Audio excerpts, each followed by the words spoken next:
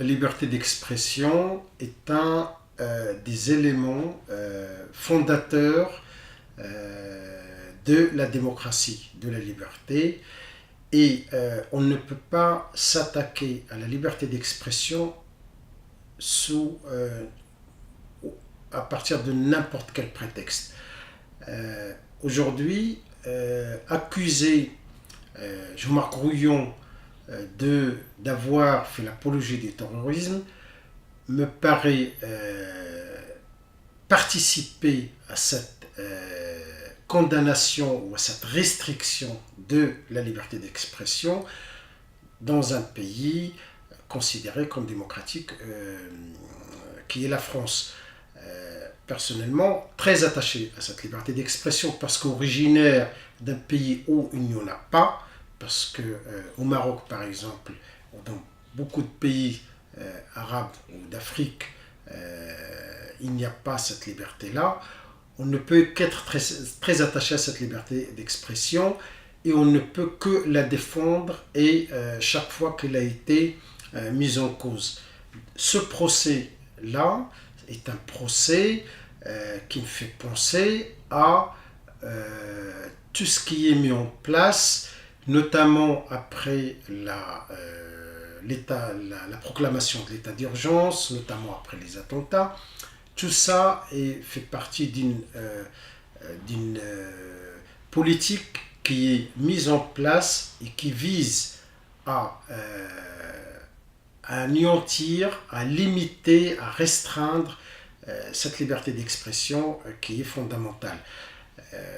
Ce procès me fait penser à toutes ces condamnations qu'on adresse ou qui visent les militants, qu'ils soient des écologistes ou des militants, par exemple, de boycott des investissements, sanctions d'Israël, un État colonisateur, et donc c'est aussi un procès qui vise à qualifier tous ceux qui critiquent la politique israélienne d'antisémites. Donc tout ça me paraît rentrer dans un ensemble qui vise à la restriction des libertés et on ne peut pas accepter ça et donc on ne peut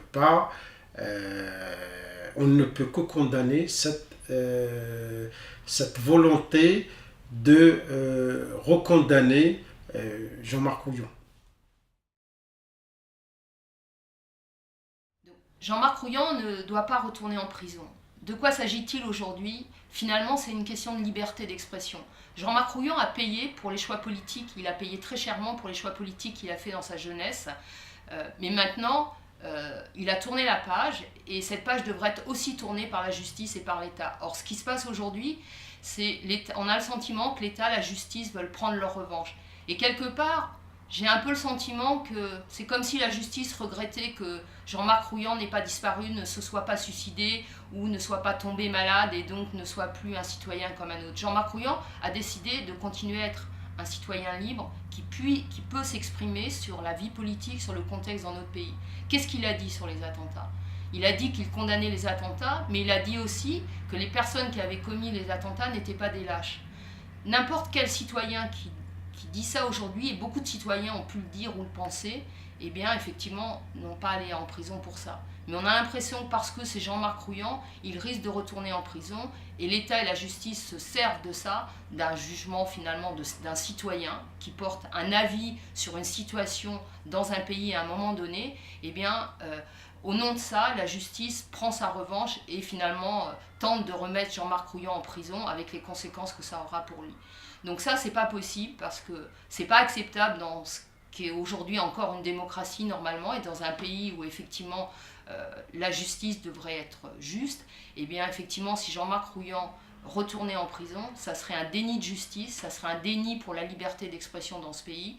Donc franchement, je crois qu'il faut tout faire pour que Jean-Marc Rouillon ne retourne pas en prison pour lui-même, mais surtout je dirais, pour les libertés publiques dans ce pays. Si Jean-Marc Rouillon retourne en prison simplement parce qu'il a émis cet avis au moment après les attentats de 2015, eh bien, ça serait extrêmement grave pour tous ceux et celles aujourd'hui qui s'expriment dans ce pays, et ça serait, je pense, une question de démocratie pour tous les mouvements sociaux et au-delà pour tous les citoyens et citoyennes qui veulent s'exprimer sur ce qui se passe.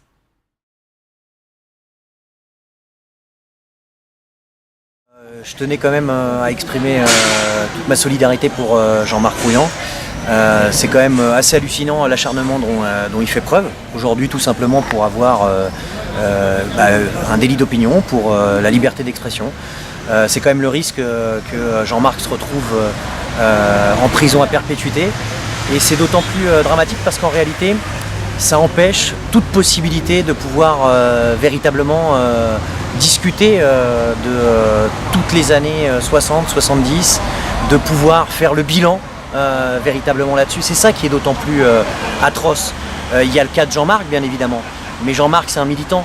Jean-Marc, c'est quelqu'un qui a porté un projet d'émancipation, et aujourd'hui, même au travers de cette répression dont il est victime, l'État, ce qu'il veut, c'est en fait rendre tout à fait impossible toute forme de discussion, de contestation de son pouvoir absolu, le pouvoir du capitalisme. Et donc c'est très très important individuellement pour Jean-Marc, mais aussi qu'on exprime de façon très large qu'aujourd'hui c'est un camarade qui en réalité ne fait rien de mal. C'est-à-dire que l'État a peur de parole, l'État a peur d'opinion, l'État a peur d'idées. Parce qu'en fait l'État se rend bien compte que sa domination, eh bien, elle ne peut plus se faire sur la base de la conviction, sur la base de dire vous voyez, il n'y a pas d'autre horizon indépassable que le capitalisme. Tout le monde se rend bien compte que ce monde est atroce, qu'il est fait de guerre, qu'il est fait de racisme, tout ça pour une petite minorité. Encore récemment, président Jupiter là, qui fait une déclaration dans une gare en disant qu'on rencontre à la fois des gens qui ont réussi et d'autres qui ne sont rien, mais justement l'histoire que porte Jean-Marc Rouillant, c'est des gens qui ne sont rien mais qui deviennent tout, des gens qui veulent tout, des gens qui veulent contrôler dans leurs entreprises, dans leur quartier, dans la vie quotidienne. Et je crois que ce qui symbolise en termes d'émancipation, c'est notre devoir à toutes et tous, syndicalistes, citoyens de la vie civile, hommes et femmes qui combattons et qui souhaitons juste la possibilité de pouvoir exprimer des idées, de pouvoir le dire aujourd'hui avec force. Le dire avec force pour que Jean-Marc ne soit pas en prison, qu'on puisse débattre des méfaits de cet État qui nous opprime, mais qu'on puisse aussi continuer à agir, qu'on puisse continuer à se défendre, qu'on puisse continuer à changer ce monde. Donc c'est très important et je tenais à intervenir, à exprimer ma solidarité pleine et entière pour Jean-Marc Rouillant.